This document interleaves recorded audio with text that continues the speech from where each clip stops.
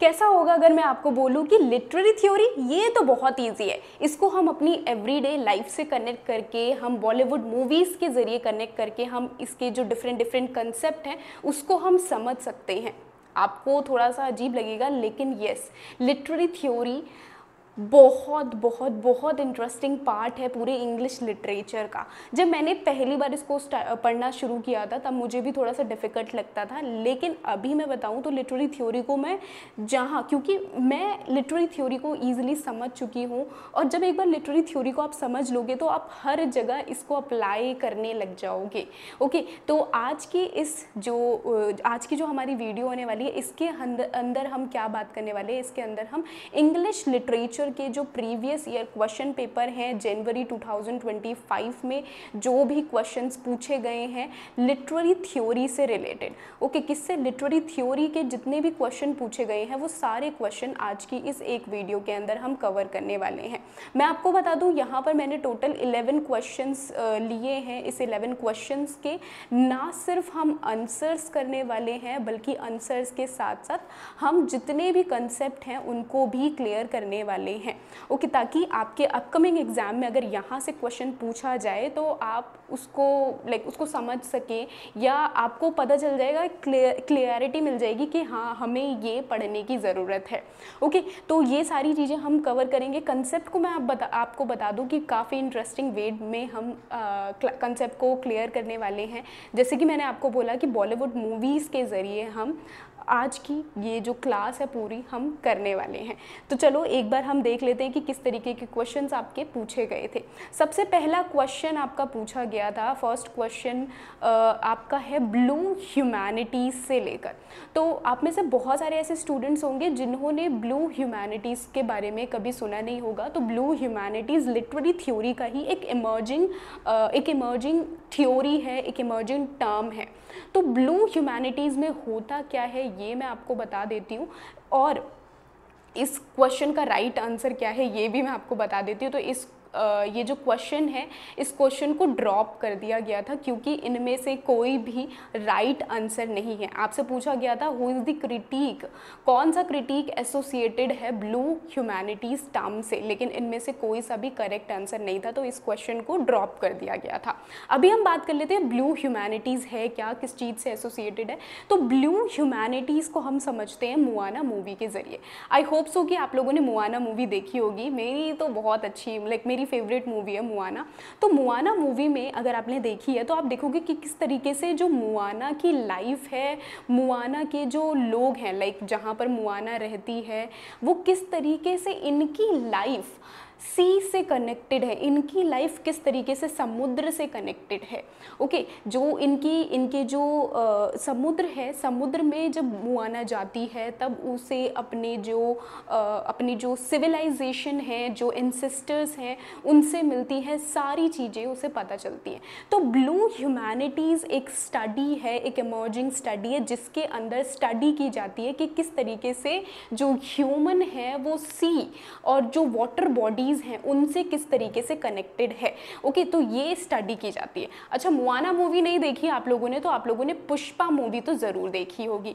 Pushpa movie के ज़रिए हम समझते हैं एक बार, पुष्पा 1 और पुष्पा 2 दोनों ही आप लोगों ने देखी होगी। पुष्पा 1-2 में आपने एक चीज़ नोटिस की है कि सी रूट बहुत इंपॉर्टेंट है। सी रूट यहाँ पर बहुत इंपॉर्टेंट रोल निभाता है। सी रूट अगर नहीं होता तो पुष्पा जो चंदन की लकड़ियाँ हैं, ओके, जो लाल चंदन है उसको एक्सपोर्ट नहीं कर पाता अगर सी रूट नहीं होता। तो ना सिर्फ हम ब्लू ह्यूमैनिटीज़ में जो एक जो कनेक्शन है उसके बारे में हम पढ़ते हैं, बट हम ये भी स्टडी करते हैं कि किस तरीके से कल्चरली हमसे किस तरीके से जो सी वर्ल्ड है वो किस तरीके से कनेक्टेड है। आई होप आपको ये सारी चीज़ें समझ में आ गई होंगी। इसका राइट आंसर क्या है, राइट आंसर की बात कर लेते हैं। तो इसका राइट आंसर है हमारा, जो कि ऑप्शन मेंशन ही नहीं था।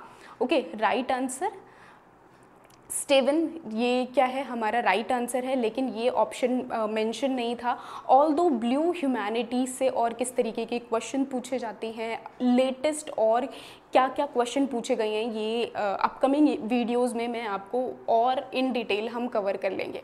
अभी हम बढ़ते हैं हमारे नेक्स्ट क्वेश्चन की ओर। तो नेक्स्ट क्वेश्चन आता है हमारा, नेक्स्ट क्वेश्चन है हमारा बहुत इंपॉर्टेंट क्वेश्चन है। ये इंपॉर्टेंट इसलिए है क्योंकि देखो आप हर बार लैंग्वा पैरल से क्वेश्चन पूछे जाते हैं। तो अगर आप बिगिनर हैं तो मैं आपको बता देती हूँ, सबसे पहले तो हम इस कंसेप्ट की बात कर लेते हैं कि क्या है ये कंसेप्ट, किस चीज़ से रिलेटेड ये कंसेप्ट है, एंड देन उसके बाद हम देखेंगे कि इनमें से राइट आंसर क्या होगा। क्योंकि देखो पहले आप कंसेप्ट को समझोगे तभी आप समझ पाओगे कि राइट आंसर इनमें से क्या होगा। तो सबसे पहले तो ये लैंग्वा पैरल किस चीज़ से एसोसिएटेड है।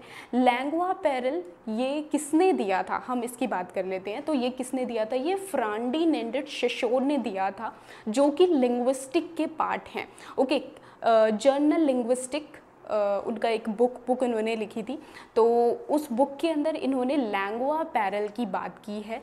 लैंग्वा पैरल लिंग्विस्टिक का पार्ट है, तो ये इम्पॉर्टेंट है। लैंग्वा पैरल किस चीज़ के बारे में बात करती है ये भी इम्पॉर्टेंट है, क्योंकि हर बार इसके डेफिनेशन से रिलेटेड आपके क्वेश्चंस पूछे जाते हैं। तो देखो लैंग्वा क्या है, लैंग्वा है एक ग्रामर, सिस्टम ऑफ ग्रामर जिसके अंदर परफेक्ट स्ट्रक्चर होता है, सारी चीज़ें बिल्कुल परफेक्ट होती हैं। सो दैट इज़ क्या कह सकते हैं हम कि लैंग्वा हम कह सकते हैं कि हाँ भाई एक ग्रामर है। ओके, ग्रामर क्या है, हमारी लैंग्वा है। वहीं हम बात करते हैं पैरल। पैरल क्या होता है, पैरल मीन्स एक स्पीच जहाँ पर हम उस पर्टिकुलर जो हमारी जो लैंग्वेज है उसको कहाँ डिलीवर कर रहे हैं। अब इसको मैं एक इजी एग्जांपल के ज़रिए आपको समझाती हूँ जिससे कि आप बिल्कुल आसानी से आपको समझ में आ जाएगा। अच्छा, आप लोगों से मैं जैसे बात कर रही हूँ और मैंने आपसे पूछा कि hi how are you. Okay, hi how are you, मैंने आपसे ये क्वेश्चन पूछा। सो दिस इज़ लैंग्वा, ये क्या कहलाएगी, हमारी लैंग्वा कहलाएगी, क्योंकि यहाँ पर देखो एक परफेक्ट स्ट्रक्चर है, ग्रामर है। पैरल क्या होती है, पैरल मीन्स अगर मैंने बोला, मैं आपको क्या बोल रही हूँ, यो ब्रो योप्स व्हाट्सअप, है ना, मैं आपको ये बोल रही हूँ यो ब्रो योप्स व्हाट्सअप।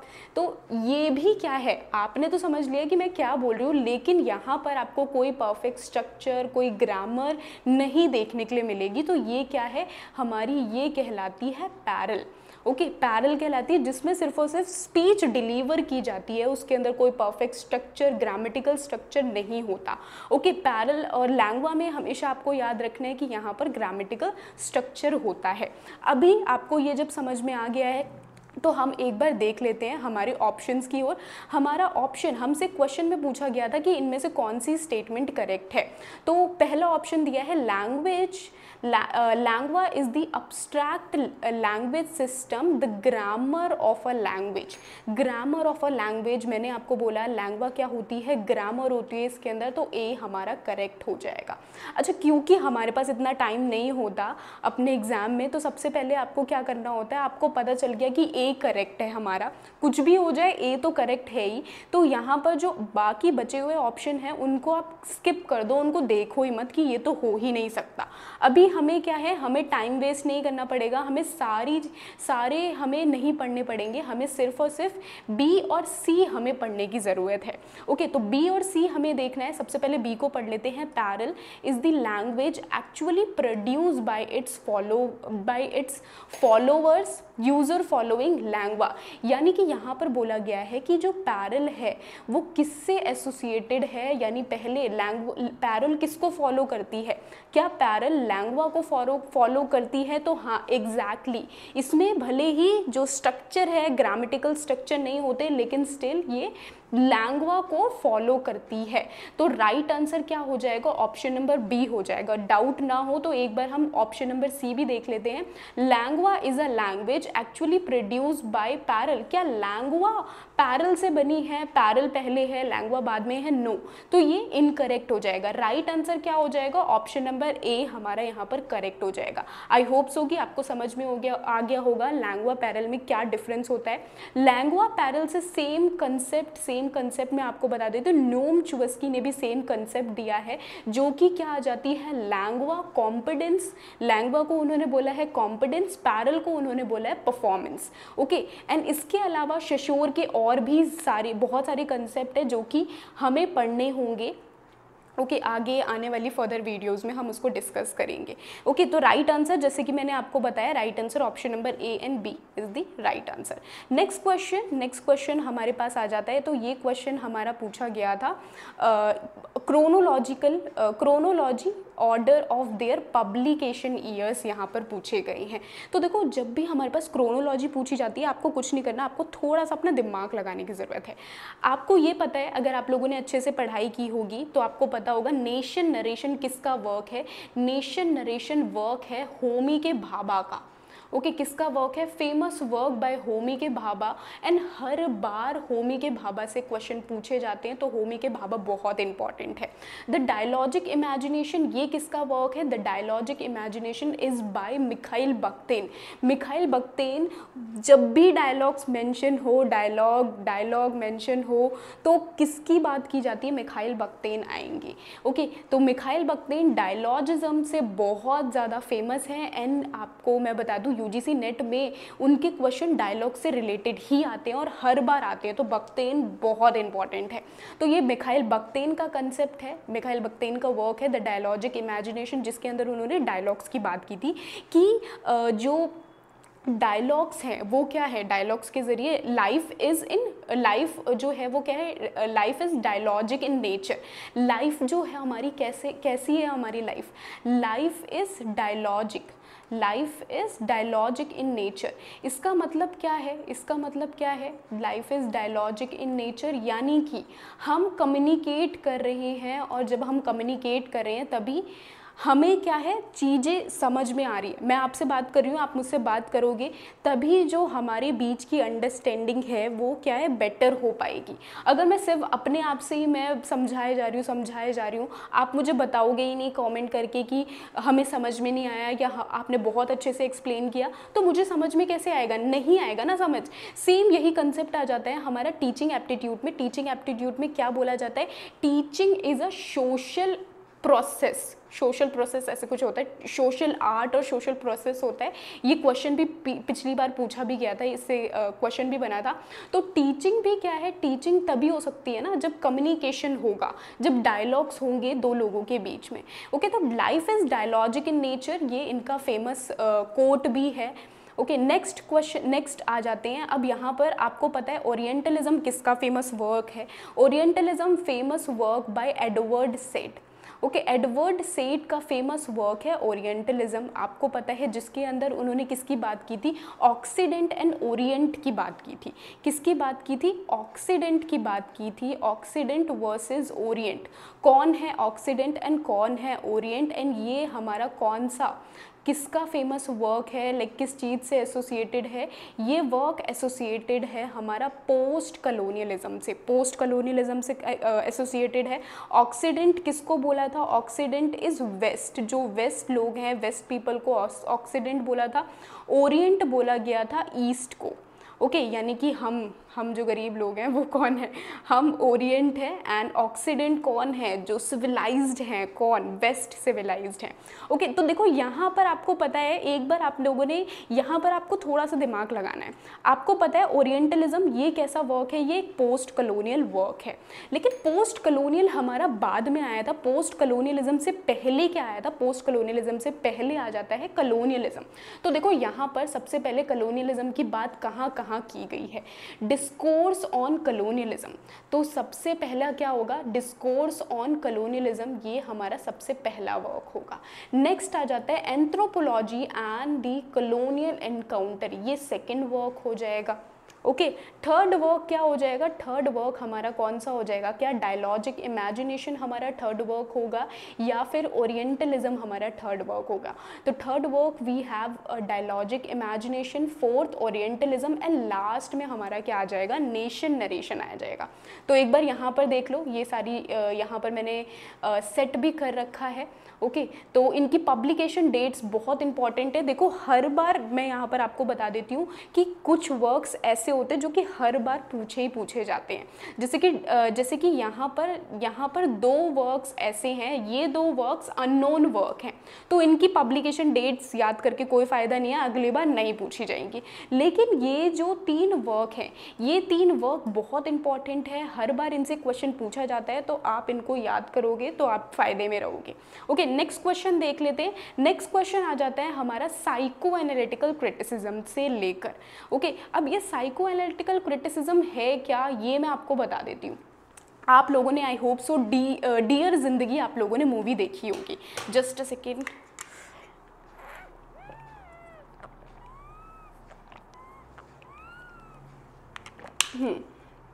तो डियर जिंदगी आप लोगों ने मूवी देखी होगी। डियर जिंदगी में होता क्या है, डियर जिंदगी में किस तरीके से आलिया भट्ट अपने पास्ट को लेके इतने ज़्यादा ट्रॉमेटाइज होती है कि वो अपने प्रेजेंट को अच्छे से जी नहीं पा रही है, डिप्रेशन में चली गई है। लेकिन तभी वो क्या है, शाहरुख खान एक कैरेक्टर है, जब शाहरुख खान से मिलती है, उससे अपने दिल की बातें बोलती है जो उसने किसी से भी नहीं बोली, यानी कि अपनी जो रिप्रेस्ड जो फीलिंग्स हैं उनको जब एक्सप्रेस किया। Okay, that is psycho analytical criticism. इसके अंदर हम किसकी स्टडी करते हैं, इसके अंदर हम माइंड की स्टडी करते हैं। इसके अंदर जो हमारे जो मेन थ्योरिस्ट हैं वो कौन है, सिगमंड फ्रॉइड मेन थ्योरिस्ट इससे कनेक्टेड है, जिन्होंने कॉन्शियस, अनकॉन्शियस, सबकॉन्शियस इन तीनों चीज़ों का एक्सप्लेन किया है। इड, ईगो, सुपर ईगो, इनको एक्सप्लेन किया है। तो ये बहुत इंपॉर्टेंट है, इनको हम इन डिटेल हम आगे फर्दर वीडियो में हम डिस्कस करेंगे। तो यहाँ पर देखो क्वेश्चन क्या पूछा गया है। फर्स्ट क्वेश्चन, सबसे पहले तो देखो मैंने आपको जैसे बताया कि आप लोगों को क्या करना है, आप लोगों को अपना टाइम वेस्ट नहीं करना है ये ऑप्शंस पढ़ने में, आपको डायरेक्टली जाना है कहाँ पर, आंसर आपको देख लेना है। क्योंकि जितना ज़्यादा आप टाइम बचाओगे ना पेपर 2 में, उतना ज़्यादा आपके लिए अच्छा होगा, बेनिफिशियल होगा पेपर 1 के लिए। और क्योंकि थोड़ा सा टाइम कम लगता है, मैं खुद ये एग्ज़ाम दे चुकी हूँ, तो ऐसा फील होता है कि यार अभी तो बहुत कुछ आता था और मिस हो गया, तो ऐसी फीलिंग ना आए, तो इसलिए आपको थोड़ा सा ट्रिक खेलनी होगी। यहाँ पर आप देखोगे कि ए तो सब में है भाई, तो फिर ए को पढ़ने की क्या ज़रूरत है, ए को मत पढ़ो, ए को पढ़ने की कोई ज़रूरत ही नहीं है, क्योंकि ए तो सब में ही है, गलत हो ही नहीं सकता। अब इसमें से हम ऐसे ऑप्शन उठा लेते हैं, जैसे कि हम यहाँ पर उठा सकते हैं बी, डी, सी, ये हर जगह 2-2 ही पूछे गए हैं। ओके, ई को उठा लेते हैं, या हम यहाँ पर उठा लेते हैं बी को। बी की जब हम बात करते हैं तो Freud poses that artist are neurotic patients. जो आर्टिस्ट होते हैं वो किसकी तरह होते हैं, न्यूरोटिक पेशेंट्स की तरह होते हैं। पेशेंट्स यानी कि ऐसे लोग जिनको हमेशा क्या होती है, वो हमेशा उदास है, हमेशा रो रहे हैं, धो रहे हैं, भाई इनको एंजाइटी है, डिप्रेशन है।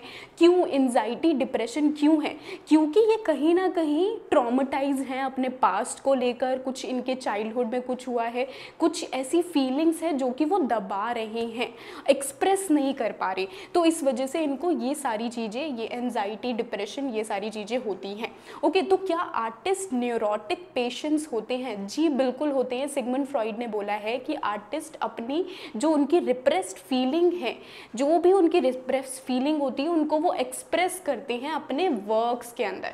यानी एक ऑथर है जो कि, जैसे आपने वर्क पढ़ा होगा लॉलिता, तो लॉलिता जो वर्क है जिसके अंदर क्या है, लव स्टोरी बताई गई है, तो उस वर्क के अंदर कहीं ना कहीं ये बोला जाता है कि जो राइटर है वो अपनी रिप्रेस्ड फीलिंग को एक्सप्रेस कर रहा है। बहुत सारे ऐसे राइटर्स हैं जिनके वर्क्स को हम इसलिए सिर्फ और सिर्फ इसलिए पढ़ते हैं कि हाँ ये उनकी लाइफ से कनेक्टेड है।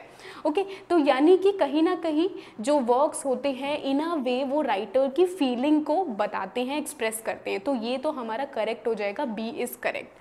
नेक्स्ट क्या बोला गया है, तो बी हमारा करेक्ट है। ओके, तो यानी कि हमारा क्या हो सकता है, हमारा बी हर जगह दे रखा है, लेकिन हमारा बी कहाँ पर नहीं दिया, हमारा बी 4th में नहीं दे रखा बी। ओके, तो यानी 4th वन नहीं हो सकता हमारा। अभी क्या बचा, ए बी हमें कंफर्म है कि हाँ हो गया ए बी।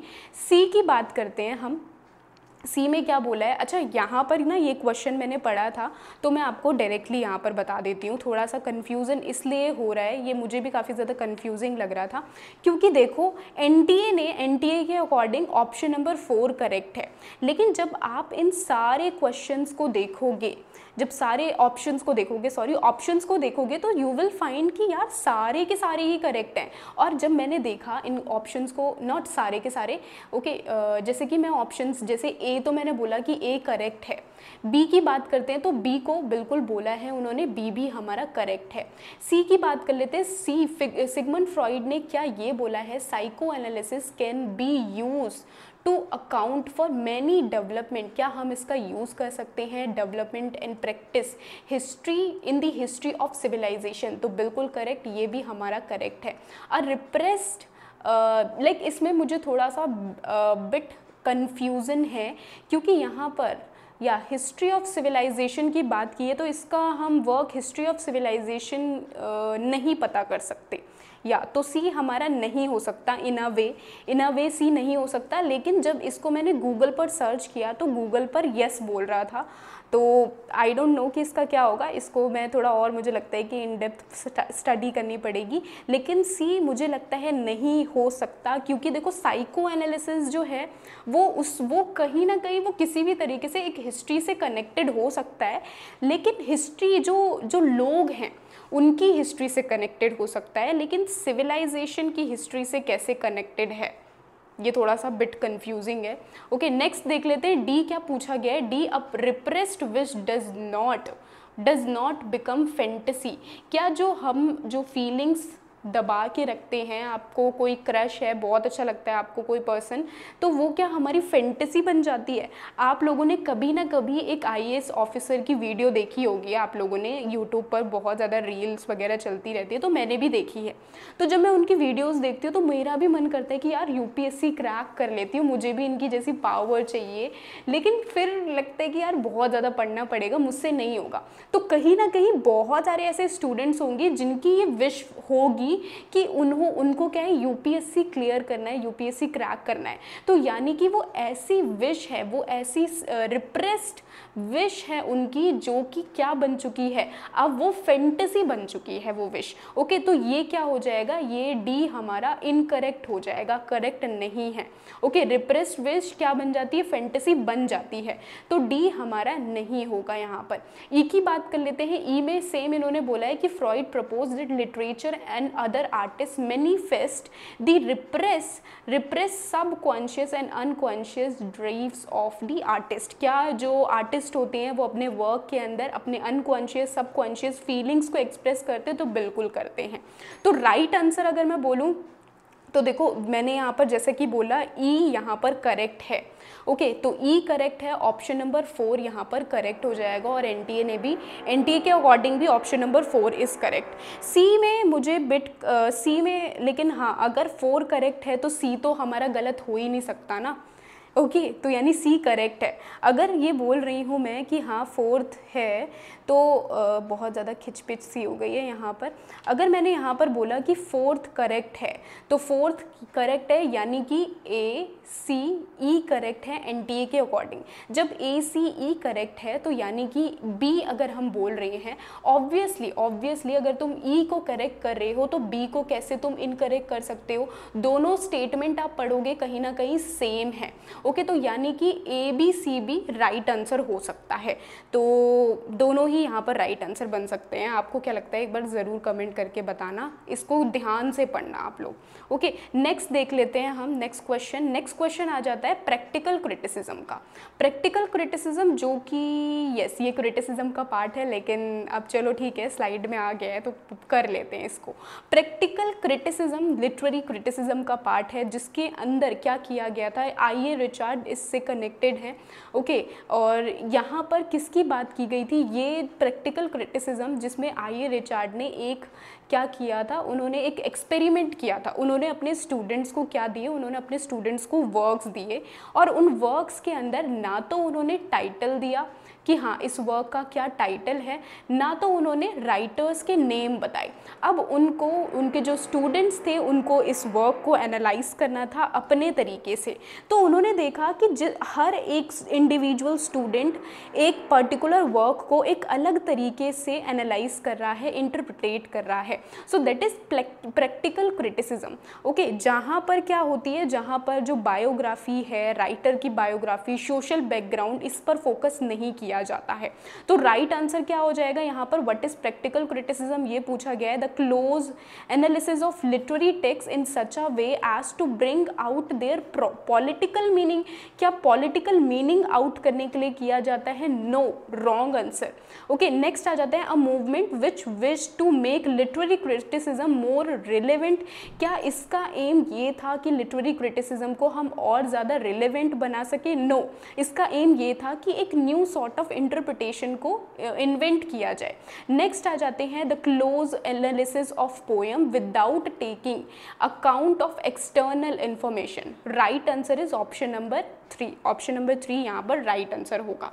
ओके, नेक्स्ट आ जाते हैं, नेक्स्ट क्वेश्चन वी हैव, ये क्वेश्चन पूछा गया है और ये क्वेश्चन आ जाता है हमारा इको क्रिटिसिज्म से। इको क्रिटिसिज्म बहुत इंपॉर्टेंट है, क्योंकि इको क्रिटिसिज्म से मैं बता दूं कि मैं जब CUET PG पढ़ाती हूँ अपने स्टूडेंट्स को, तो वहाँ पर मैंने देखा है कि CUET PG में भी इको क्रिटिसिज्म से क्वेश्चन पूछे जाते हैं। तो ये इम्पॉर्टेंट है, आप सभी को इको क्रिटिसिज्म के जो इम्पॉर्टेंट वर्क्स हैं, कौन से राइटर्स हैं, सिर्फ उतना ही पढ़ना है, इससे ज़्यादा कुछ नहीं पढ़ना। इको क्रिटिसिज्म के अंदर किसकी स्टडी की जाती है? ये एक सॉर्ट ऑफ थ्योरी है और क्रिटिसिज्म है जिसके अंदर किस तरीके से ह्यूमन नेचर से कनेक्टेड है, जो हमारा इन्वायरमेंट है उससे हम किस तरीके से कनेक्टेड है, इसको इस वर्क के अंदर, ये जो क्रिटिसिज्म है उसके अंदर एक्सप्रेस किया जाता है। यहाँ पर आपको बताना था कौन सा किसका करेक्ट आंसर होगा। तो जैसे कि मैंने इस क्वेश्चन को देखा तो ऑलरेडी मैंने अपने स्टूडेंट्स को पढ़ा रखा था, तो मुझे पता था कि कौन सा किसका करेक्ट आंसर होगा। द साइलेंट स्प्रिंग, उनके एग्जाम में ऑलरेडी क्वेश्चन पूछा जा चुका था, तो D is the right answer. Option number एक सेकेंड, हाँ, साइलेंट सी जो है ऑप्शन नंबर डी होगा साइलेंट सी का। ओके, और वन सेकेंड, हाँ, डी ही है right answer. Option number D का क्या हो जाएगा? थर्ड हो जाएगा। एक बार हम देख लेते हैं इसको, तो यहाँ पर राइट आंसर क्या हो जाएगा? राइट आंसर यहाँ पर जब मैंने बोला कि डी का थर्ड है, तो डी का थर्ड अगर आपको एक भी वर्क पड़ता है तो ऑप्शन नंबर सेकंड आप करेक्ट कर लोगे। ओके, नेक्स्ट देख लेते हैं हम, इन सारे वर्क्स को हम इन डिटेल में देख लेते हैं, क्योंकि मैंने जैसे कि ऑलरेडी पढ़ा रखा है, तो एग्ज़ाम्स में ना सिर्फ जो वर्क्स हैं और ऑथर उनसे रिलेटेड क्वेश्चन पूछे जाते हैं, बल्कि एग्ज़ाम में ये भी क्वेश्चन पूछे जाते हैं कि इस पर्टिकुलर वर्क में किस चीज़ की बात की गई है। क्योंकि ये इको क्रिटिसिज्म का वर्क है, इन वर्क्स के अंदर आप देखोगे कि पॉपुलेशन, पॉल्यूशन और जो एटॉमिक बॉम्ब्स होते हैं या फिर हो गए पेस्टिसाइड्स, इनकी बात की जाती है स्पेसिफिकली। तो इसलिए इम्पॉर्टेंट है, आपको पता होना चाहिए कौन से वर्क के अंदर किसकी बात की गई है। सबसे पहला वर्क आ जाता है हमारा साइलेंट स्प्रिंग। साइलेंट स्प्रिंग ये वर्क है जिसके अंदर पेस्टिसाइड्स की बात की गई है, खासकर DDT पेस्टिसाइड्स की बात करी है। ये कौन से होते हैं? ये ऐसी सॉर्ट ऑफ वो होती है ना, आप लोगों ने देखा होगा कि खेतों में, जब भी मैं गाँव जाती हूँ तो गाँव में मैं देखती हूँ कि फिस फिस करके क्या है, एक लाइक स्प्रे सा होता है और उसमें से दवाई निकलती है, और वो दवाइयाँ कहाँ पर डालते हैं? क्रॉप्स में डालते हैं वो दवाइयाँ, ताकि जो इंसेक्ट्स हैं वो उनसे दूर रहें।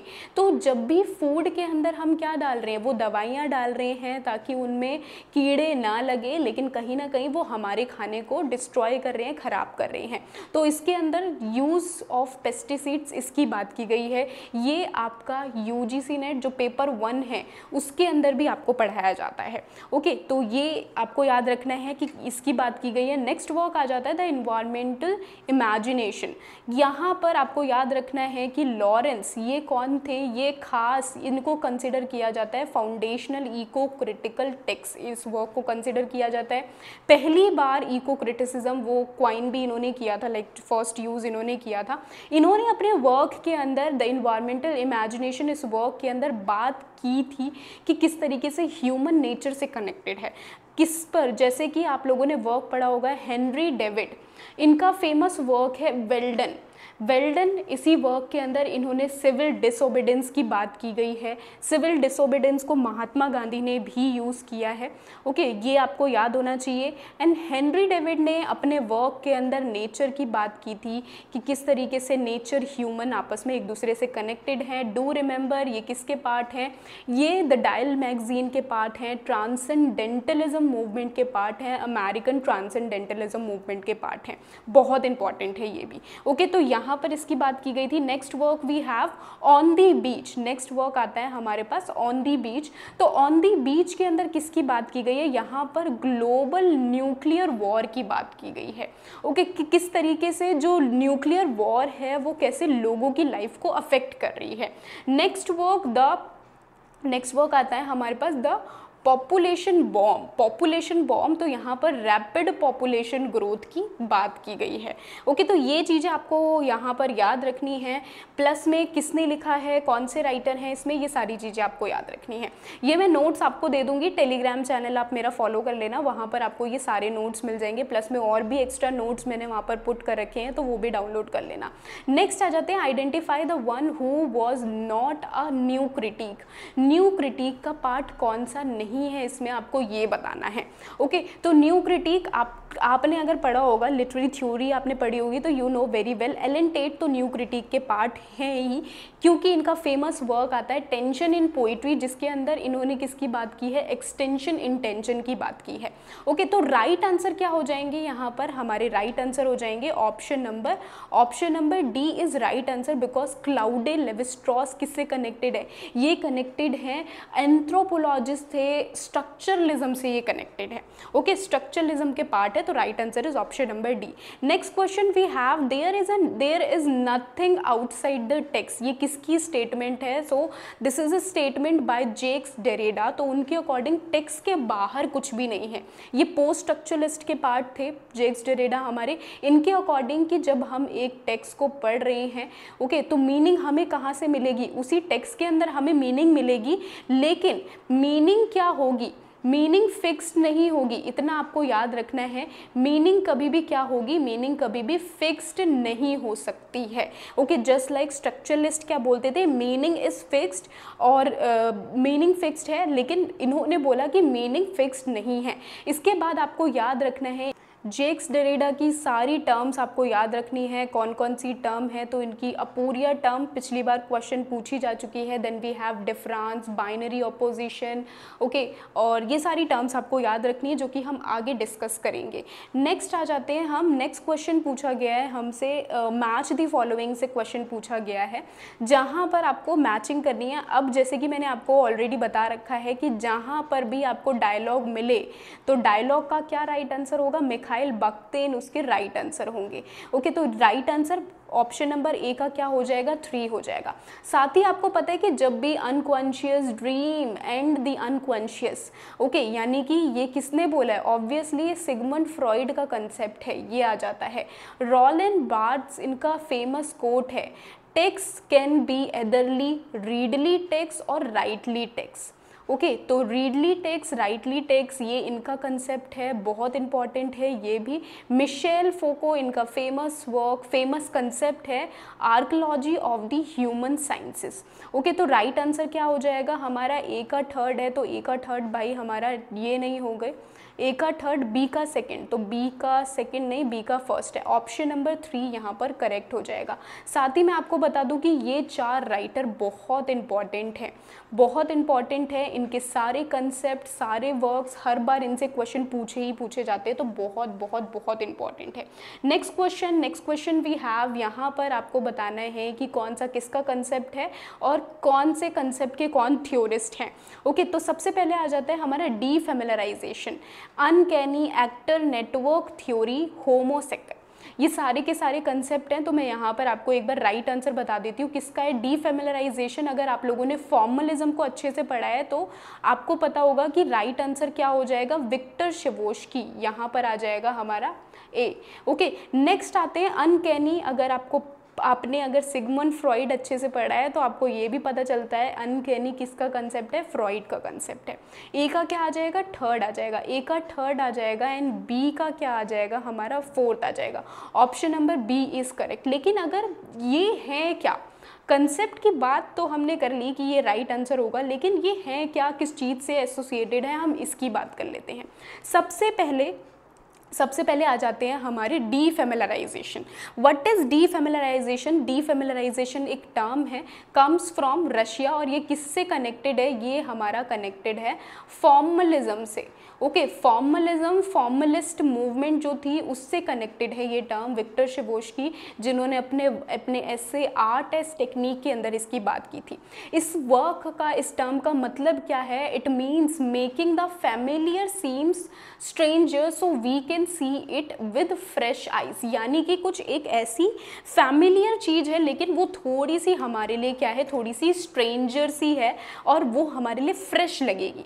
जैसे कि बचपन में लाइक अभी रिसेंटली मैं गई थी सरोजनी नगर, तो वहाँ से सरोजनी नगर में ना मैंने देखा कि यार ये बॉटल, अब ये पीने का पानी तो इसमें भी भरते हैं, बॉटल ये भी है, लेकिन ये थोड़ी सी मुझे क्या लग रही थी, थोड़ी सी अनफैमिलियर लग रही थी, जिसकी वजह से मुझे ये बहुत सुंदर सी लग रही थी, तो मैंने इस बॉटल को परचेज कर लिया। ऐसी ये क्या होती हैं, हमारी जो चीज़ें हमारी सिमिलर होती है लेकिन स्टिल वो स्ट्रेंजर होती हैं हमारे लिए, उन्हें क्या बोलते हैं, हम डीफेमिलराइजेशन बोलते हैं। अब इसको ज़रा हम समझ लेते हैं। बर्फ़ी मूवी आई होप आप लोगों ने देखी होगी, नहीं देखी तो आप लोगों ने एक फेमस सीन बर्फ़ी मूवी का देखा होगा, या इसके बहुत सारे लाइक रील्स चलती रहती हैं। आपको इतना तो पता ही होगा कि यहाँ पर जो प्रियंका चोपड़ा है, रणवीर है, ये दोनों ही क्या है, लाइक नॉन वर्बल कम्युनिकेशन करते हैं। नॉन वर्बल कम्युनिकेशन यानी कि हाथों से और अपने जेस्चर से कम्युनिकेट करना, ये दोनों करते हैं। अब नॉन वर्बल कम्युनिकेशन जो है यहाँ पर इस कंसेप्ट के ज़रिए क्या रिप्रेजेंट किया गया है, इस कंसेप्ट के ज़रिए यहाँ पर इन्होंने अपने इमोशंस को रिप्रेजेंट किया है। तो यानी कि एक मूवी जहाँ पर हमारे लिए क्या है, ये थोड़ा सा हमारे लिए मूवी तो वो भी है, स्टोरी, लव स्टोरी वो भी बता रही है, लेकिन यहाँ पर जो एक नॉन वर्बल कम्युनिकेशन है वो थोड़ा सा स्ट्रेंज है, फैमिलियर बट स्ट्रेंज है। आप लोगों ने ये फेमस सीन देखा होगा कि किस तरीके से यहाँ पर जो लाइट है, बर्फ़ी क्या करता है कि अपनी जो भी उसको पसंद है, दो यहाँ पर हीरोइन होती हैं, तो एक बार वो अपनी प्रियंका चोपड़ा से पहले वो क्या है, इस हीरोइन का नेम नहीं पता मुझे, इलियाना राइट, हाँ, तो इसको लेकर जाता है। जैसे ही ये यहाँ पर लैम्प होता है तो लैंप गिर जाता है और यहाँ पर इलियाना जो है गिरने से पहले उसका हाथ छोड़ देती है। वहीं पर जब वो प्रियंका चोपड़ा को लेकर जाता है, प्रियंका चोपड़ा हाथ नहीं छोड़ती, पकड़ कर रखती है। तो यानी कि यहाँ पर कोई भी कम्युनिकेशन नहीं हुई है, लेकिन नॉन वर्बली किस तरीके से आपस में जो इमोशंस हैं उसको इंटरचेंज किया गया है। तो ये क्या है, एक डीफेमिलराइजेशन का एग्जाम्पल है। नेक्स्ट आप लोगों ने मूवी देखी होगी तुम्बाड़, काफ़ी फेमस मूवी है और काफ़ी ज़्यादा डरावनी सी भी मूवी है। तुम्बाड़ के अंदर ये जो कैरेक्टर है, इस कैरेक्टर को आप देखोगे कि ना तो ये फुली गोस्ट है, भूत वाला मॉन्स्टर भी नहीं है, और ना तो ये गॉड लाइक क्रिएचर, लाइक ना तो गॉड है। तो ये जो एक क्या है हमारे लिए, ये क्या है, मूवी इतनी सुपर हिट क्यों गई, यहाँ पर भूत की बात, थोड़ी सी यहाँ पर हॉरर एलिमेंट पुट किया गया है, लेकिन सिमिलर बट कुछ स्ट्रेंज वे में पुट किया गया है। Okay, so next concept we have uncanny by Sigmund Freud. तो अनकैनी का मतलब क्या होता है, अनकैनी जो कि ऐसे पर्टिकुलर इवेंट्स, ऐसी पर्टिकुलर सिचुएशंस जो कि हमारे लिए काफ़ी ज़्यादा स्ट्रेंज है। Okay, that is uncanny. जैसे कि स्त्री मूवी के अंदर हम देखेंगे, स्त्री मूवी के अंदर कैसे एक स्ट्रेंज कंसेप्ट की बात की गई थी। यहाँ पर क्या बोला गया था कि एक ऐसी क्या है, एक ऐसी स्त्री है जो कि क्या करती है, रात में वो लड़कों को लेकर जाती है और उसके बाद नेक्स्ट डे क्या होती है, उनके क्लोथ निकाल कर पता नहीं लाइक जहाँ भी लेकर जाती है उसे। तो यानी कि पहली बार इस एक ऐसे कंसेप्ट को रिवील किया गया था जहाँ पर लड़के जो हैं वो एक्चुअली जो मेल हैं उन्हें क्या है, छुप कर रहना पड़ रहा है, घर के अंदर रहना पड़ रहा है, उन्हें साड़ियाँ पहनकर रहनी पड़ रही हैं। तो ये कितने स्ट्रेंज कंसेप्ट को, इसके अंदर स्ट्रेंज कंसेप्ट की बात की गई थी। So that is uncanny. Next आ जाते हैं, हमारे नेक्स्ट थ्योरी आ जाती है हमारी actor network theory. Okay, actor network theory, तो ये एक्टर नेटवर्क थ्योरी एक ऐसी थ्योरी है जो कि बात करती है कि हाउ अ पर्टिकुलर थिंग, चाहे वो ह्यूमन है, नॉन ह्यूमन है, लिविंग और नॉन लिविंग थिंग, वो किस तरीके से एक पर्टिकुलर चीज़ किसी और चीज़ के बिलीव्स को, आइडियाज़ को किस तरीके से इन्फ्लुएंस करती है, एक चीज़ दूसरी चीज़ को कैसे इन्फ्लुएंस कर रही है, और यहाँ पर वो क्या बन जाता है, एक्टर बन जाता है। जैसे कि पीके मूवी में आप देखोगे, पीके जो कि एक एलियन है, बाहर से आया है, रिमोट खो गया है उसका, उसको पता नहीं कि क्या करना है, तभी उसको सारे बोलते हैं कि भगवान के पास जा, भगवान के पास जा।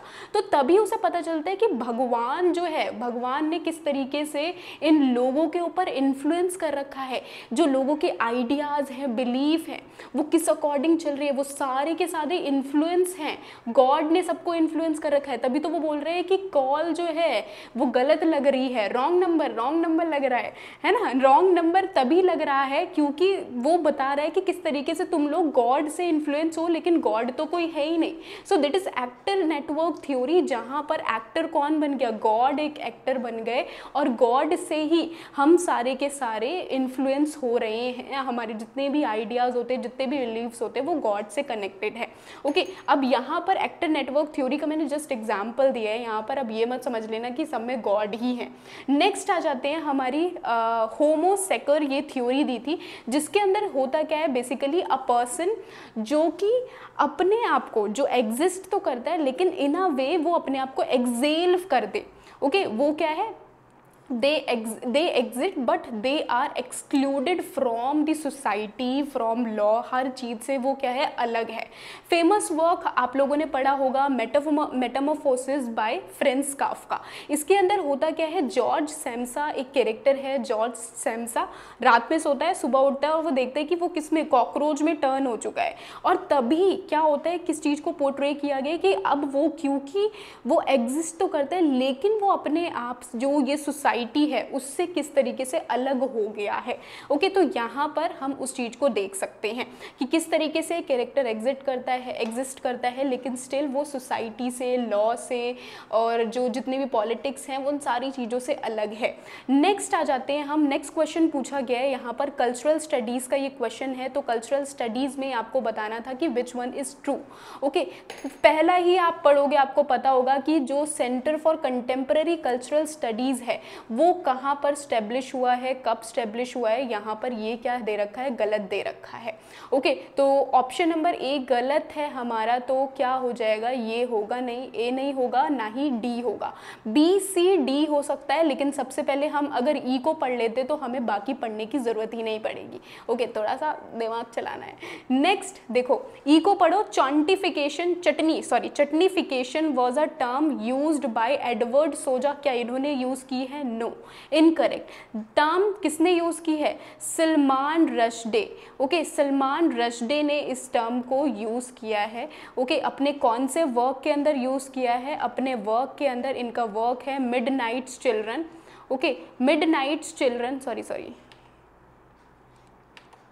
हाँ, इन्होंने कौन से वर्क में यूज़ किया है, इन्होंने अपने वर्क के अंदर यूज़ किया है Midnights children. Okay, Midnights children इस वर्क के अंदर यूज़ किया है। चटनीफिकेशन का मतलब क्या होता है, चटनीफिकेशन यानी कि एक चटनी जैसे बनती है, धनिया, मिर्च, मसाला, लहसुन सब कुछ डाल दिया जाता है उसके अंदर, फिर वो चटनी बन जाती है। तो दिस इज़ एग्जैक्टली ये पोस्ट कॉलोनियल टर्म है, जहाँ पर डिफरेंट लैंग्वेजेस की बात की जा रही है या डिफरेंट कल्चर की बात की जा रही है, तो ये इन्होंने दी थी। तो राइट आंसर कौन सा हो जाएगा हमारा, B C D is the right answer. Right answer B C D है हमारा। ओके, इसके अलावा मैं आपको कुछ चीज़ें और बता देती हूँ CCC से। Okay, centre for cultural contemporary cultural studies. सबसे पहले तो ये जो फुल फॉर्म है बहुत इंपॉर्टेंट है, क्योंकि फुल फॉर्म पूछ ली जाती है, घुमा फिरा कर पूछ ली जाती है, फुल फॉर्म वेरी इंपॉर्टेंट। कब आई थी, कब फाउंडेड हुई थी, ये 1964 में ब्रिंघम, ओके, यूके में हुई थी। किसने, फाउंडर कौन थे, रिचर्ड हॉगट इसके फाउंडर थे। उनका फेमस वर्क है the uses of legacy, publish in 1950। 1957। इसके अलावा जो और अदर मेजर जो क्रिटिक हैं जैसे कि स्टुअर्ट हॉल हो गए, ये काफ़ी ज़्यादा इंपॉर्टेंट है। ओके, मैंने यहाँ पर अदर भी मेंशन कर रखे हैं, आप चाहे तो इनको याद कर सकते हो क्योंकि ये अक्सर पूछ लिए जाते हैं। नेक्स्ट क्वेश्चन हमसे पूछा गया है, नेक्स्ट क्वेश्चन वेरी इंपॉर्टेंट। यहाँ पर आपको कुछ टर्म्स दिए हैं जो कि आप लोगों ने कभी सुनी नहीं होगी और थोड़ी सी अनफेमिलियर सी होंगी आपके लिए टर्म। ओके, तो जैसे कि थिक डिस्क्रिप्शन हो गया, हैबिटियस हो गया, हेनोर, ये कुछ टर्म्स हैं। ओके, इमेजिन कम्युनिटी हो गई। Okay, modernity and unfinished project. तो यहाँ पर आपको बताना है कि क्या, सबसे पहले हम इन टर्म्स की बात कर लेते हैं कि क्या है ये टर्म्स और राइट आंसर क्या होगा यहाँ पर। तो आप लोगों को अगर थिक डिस्क्रिप्शन के बारे में पता है तो थिक डिस्क्रिप्शन का मतलब क्या होता है, यानी कि जब हम कोई भी चीज़ सिर्फ और सिर्फ ऊपर से नहीं पढ़ रहे, हम डीपली इन डेप्थ हम किसी चीज़ को पढ़ रहे हैं, यानी कि एक वर्क किस तरीके से सोशली, पॉलिटिकली, कल्चरली कैसे आपस में जुड़ा है, इन डेप्थ पढ़ रहे हैं, इन डेप्थ स्टडी कर रहे हैं। So that is thick description. यहाँ पर आंसर राइट हो सकता था लेकिन स्पेलिंग यहाँ पर जो सरनेम है वो गलत कर दिया गया है जिससे कि आपको कंफ्यूजन हो जाए। ओके, तो ई हमारा करेक्ट नहीं होगा, ई करेक्ट नहीं है तो फोर्थ हमारा करेक्ट नहीं होगा। बचे हमारे ऑप्शन ए, बी एंड सी। सी को देख लेते हैं, मिशेल फोको का क्या वर्क है, concept modernity as unfinished project. तो नो, ये इनका वर्क नहीं है। मॉडर्निटी एज अनफिनिश प्रोजेक्ट ये क्या कंसेप्ट है इसकी बात करती हूँ मैं अभी। ओके, तो ये हमारा नहीं होगा। राइट आंसर यहाँ पर क्या हो जाएगा, France Fanon is associated with imagine community से ये एसोसिएटेड है, या फिर ए, बी क्या हो जाएगा हमारा राइट आंसर। तो right answer is A and B is the right answer. अब इन टर्म्स की बात कर लेते हैं। सबसे पहले तो जो हमारा सबसे पहला क्वेश्चन पूछा गया है, हेनोर। ओके, हेनोर, ये सबसे पहला क्वेश्चन पूछा गया है। तो इस क्वेश्चन को देखते हैं कि भाई जो क्वेश्चन पूछा गया है हमसे, यहाँ पर ये क्वेश्चन है किसका और ये टर्म है क्या। तो ये क्वेश्चन चार्ल्स बाउडलर, चार्ल्स बाउडलर बहुत इंपॉर्टेंट है। इनका अक्सर एग्जाम में प्रीवियस ईयर क्वेश्चन पेपर आप देखोगे तो वहाँ पर द फ्लावर्स ऑफ ईवल इससे क्वेश्चन पूछा गया था। तो इसकी पब्लिकेशन डेट बहुत इंपॉर्टेंट है, पिछली बार पूछी जा चुकी है। ये इनका वर्क है, फेमस वर्क है, फ्रेंच राइटर है। इन्होंने इस वर्क के अंदर पोएम्स, कलेक्शन ऑफ पोएम लिखी है जिसके अंदर इन्होंने डेथ, सिन, ओके, और लाइक बहुत सारी चीज़ें इन्होंने, urban life, beauty, okay, death, sin, beauty, life, death, इन सारी चीज़ों की बात की है बेसिकली इन्होंने। तो यहाँ पर आपको क्या याद रखना है कि इनका जो पब्लिकेशन डेट है वो इम्पॉर्टेंट है, आपको याद रखनी है। नेक्स्ट इन्होंने जो टर्म दी है उसकी बात कर लेते हैं। तो जो टर्म आपके एग्जाम में क्वेश्चन में पूछी गई है वो आ जाती है हमारी टर्म सेकेंड, जो कि क्या है, हेनोरा नाम से पूछी गई है, हेनोर नाम से पूछी गई है। इसका मतलब क्या होता है, तो इट मीन्स कि जब क्या है, एक पर्टिकुलर पर्सन वो कहाँ गया है, जैसे कि मैं मॉल जा रही हूँ, ओके, या मैं सरोजनी नगर जा रही हूँ, आप सरोजनी नगर आ रहे हो, कोई भी मॉल जा रहा है, सरोजनी नगर आ रहा है, तो अब वो उस पर्टिकुलर जगह पर जाकर वो क्या देखेगा, वो वहाँ पर शॉपिंग नहीं करेगा। ओके, सरोजनी नगर में किस तरीके से आप देखोगे, आप कभी गए होगे तो शॉपकीपर ऐसे बोलते हैं, अरे गिर गया गिर गया गिर गया, और पीछे आप देखो क्या गिर गया, अरे रेट गिर गया मैडम, रेट गिर गया, आओ आओ आओ आओ, 100 रुपये 100 रुपये 100 रुपये, इस तरीके से बोलते हैं।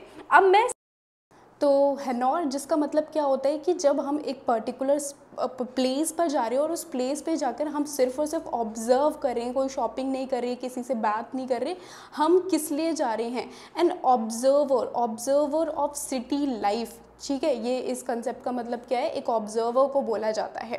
ओके, नेक्स्ट आ जाते हैं यहाँ पर, एक और कंसेप्ट है इनका।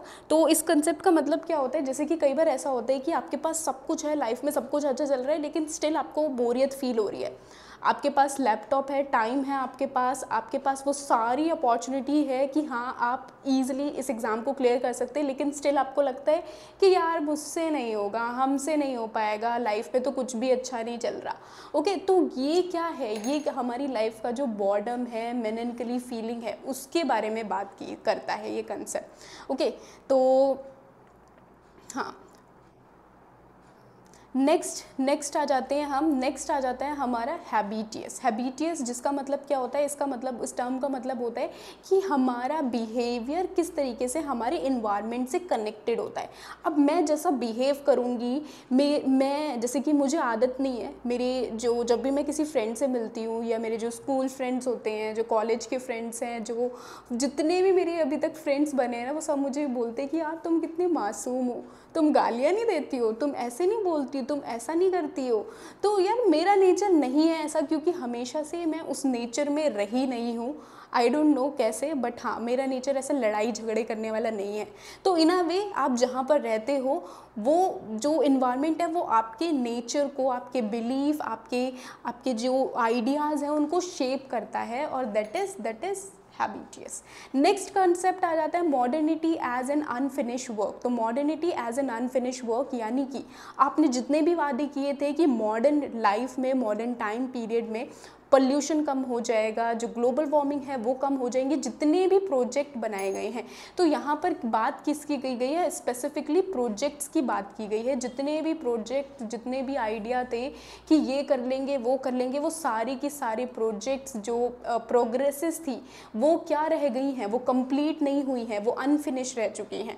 तो इसके बारे में ये बात करता है। Next concept we have imagined community. Imagine community यानी कि अब देखो कि इमेजिन यानी कि हम सब ने इमेजिन कर रखा है कि वी ऑल आर इंडियंस, हम सब इंडियंस हैं, ओके, और अनेकता में एकता हमने इमेजिन कर रखा है।